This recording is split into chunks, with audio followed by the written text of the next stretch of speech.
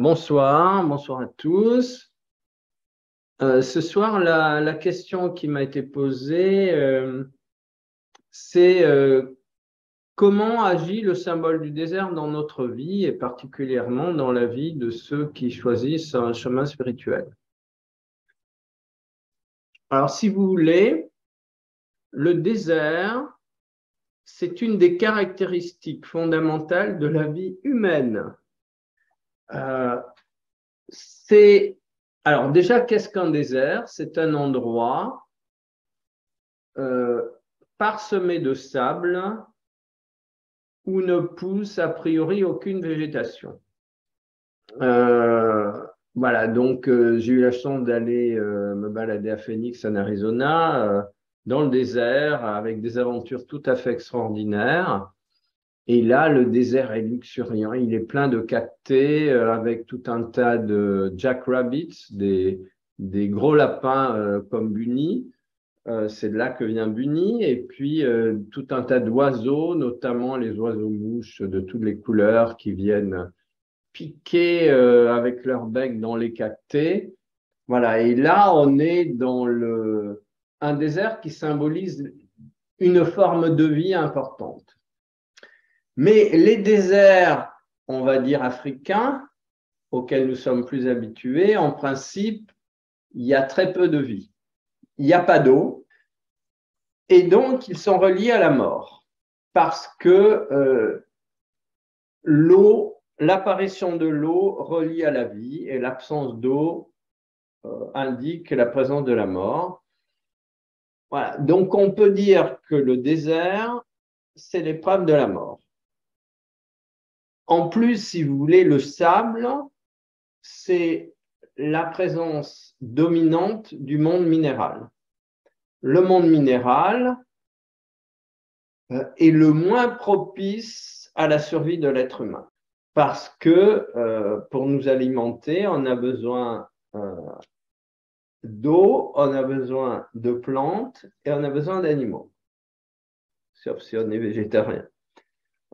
Voilà, donc le désert, c'est vraiment un symbole de la mort, et la traversée du désert, en français, veut dire une longue période de difficulté.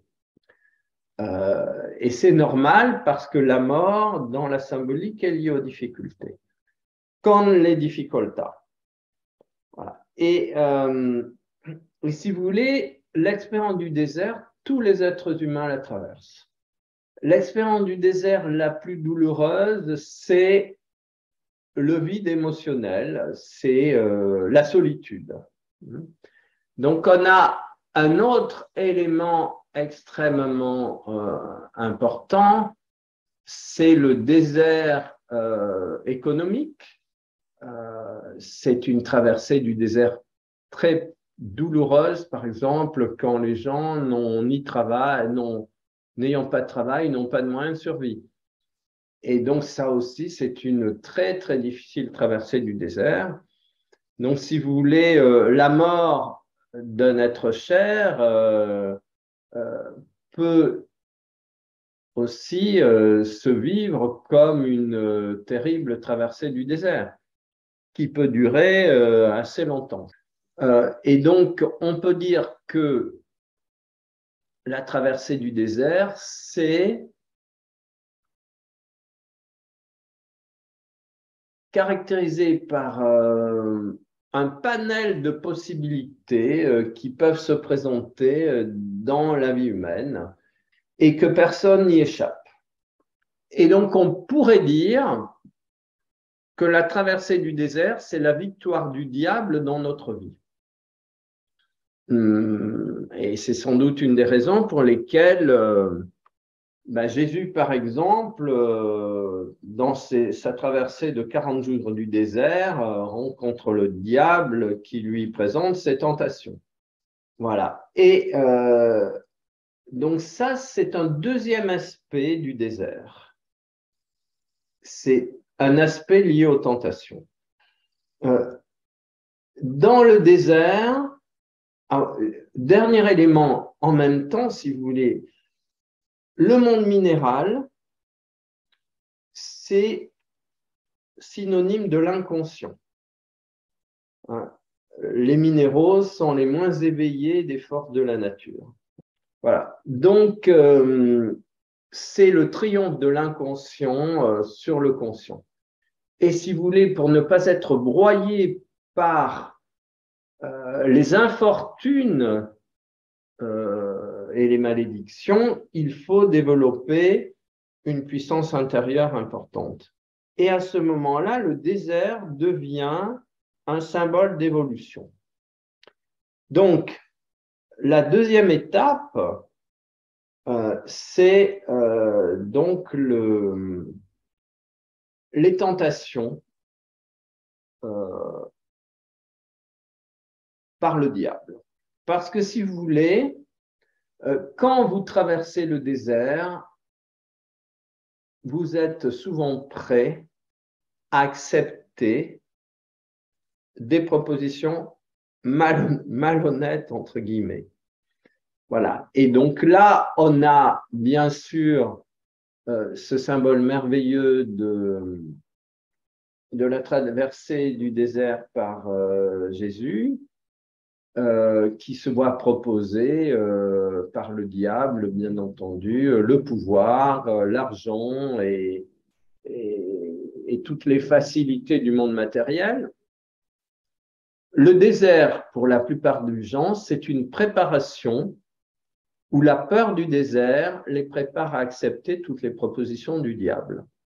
Donc, on a le pouvoir, l'argent, le sexe, et puis toutes les formes de manipulation. C'est vraiment la tentation numéro 1, c'est d'utiliser les forces de l'univers à son propre profit. Voilà. Et ça, si vous voulez, c'est une épreuve qui est proposée à des niveaux différents à tous les êtres humains dans le courant de leur vie. Voilà, et donc, beaucoup acceptent. On en voit un résultat actuellement, on va dire, dans les sphères politico-économiques. Hein. Alors, c'est très intéressant, si vous voulez, parce que si vous ne traversez pas victorieusement le désert de votre vivant, vous devrez le traverser à votre mort. Ça, c'est une des bases, non seulement des religions, mais de la mystique en général. Hein. Tous, nous sommes confrontés à ce travail-là. Je me souviens qu'à une époque, j'avais écrit un livre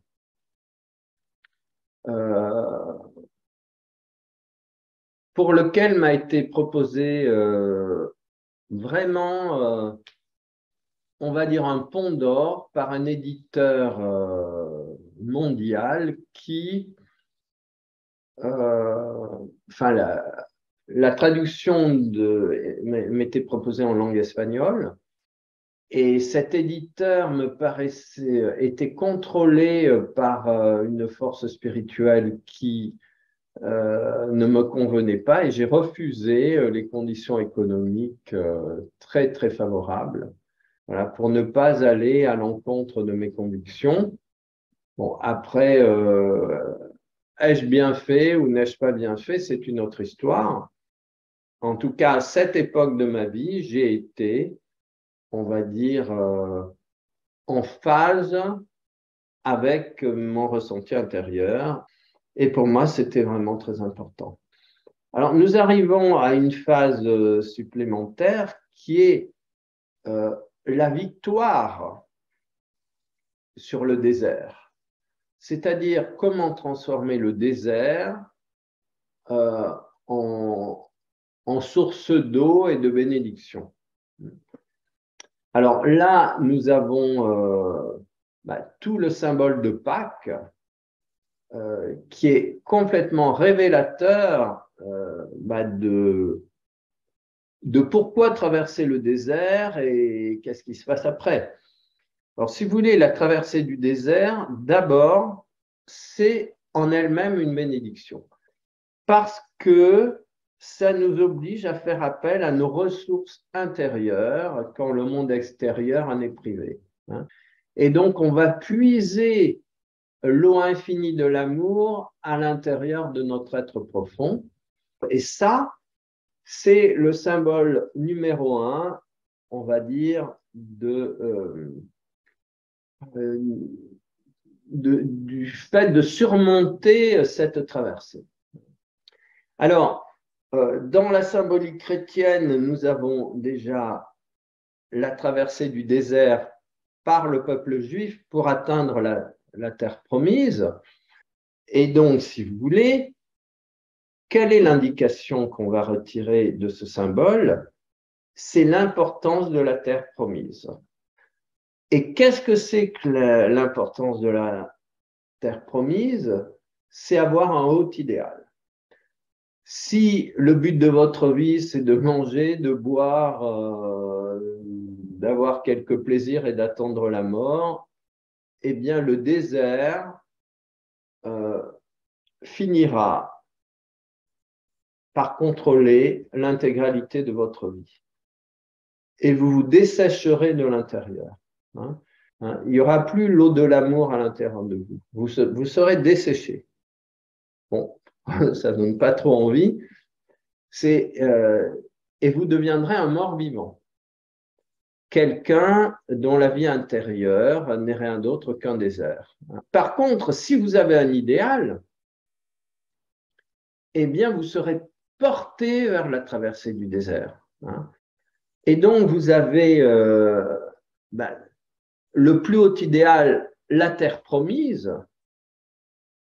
Qu'est-ce que ça peut signifier dans nos vies actuellement? Eh bien, si vous voulez, c'est pour moi le passage de l'homme animal à l'homme divinisé. Voilà. Pour moi, c'est ça le moteur qui nous amène vers la terre promise. Alors, si vous voulez, les Hébreux, dans la symbolique, voient un bras de la mer Rouge qui s'ouvre. Voilà. Donc, si vous voulez, quand vous avez un idéal, vous allez rencontrer la mer. C'est-à-dire que vous allez rencontrer l'eau et l'eau va vous sauver. Donc, c'est ça qui se présente dans la vie du peuple juif. Et Pharaon, avec ses armées, représente justement, symbolise le pouvoir temporel. Alors que la recherche du haut idéal représente la quête spirituelle. On va dire que grâce au haut idéal, le peuple juif va échapper, disons, à la tentation de rechercher uniquement le pouvoir et donc il va échapper au diable. Par contre, le pharaon Pharaon et ses armées seront détruites par les eaux de la mer Rouge qui se referment sur lui. Mais vous le savez que on va dire les mésaventures du peuple hébreu et de Moïse ne sont pas terminées, puisqu'ils vont rester encore 40 ans dans le désert, et 40 représentent toujours la purification. C'est la purification du corps, de la matière, de la conscience. Le désert représente la situation. Le désert au niveau spirituel représente l'exigence de purification pour atteindre les sommets de soi-même. Les sommets de nous-mêmes qui sont la Nouvelle Jérusalem. Et Jérusalem, c'est la cité de la paix, étymologiquement. Donc, ça veut dire qu'il s'agit d'atteindre complètement le silence intérieur, quelles que soient les conditions extérieures que notre corps physique traverse.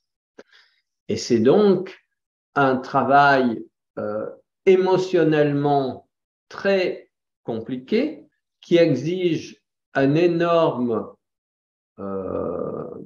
travail de purification émotionnelle et d'harmonisation du mental.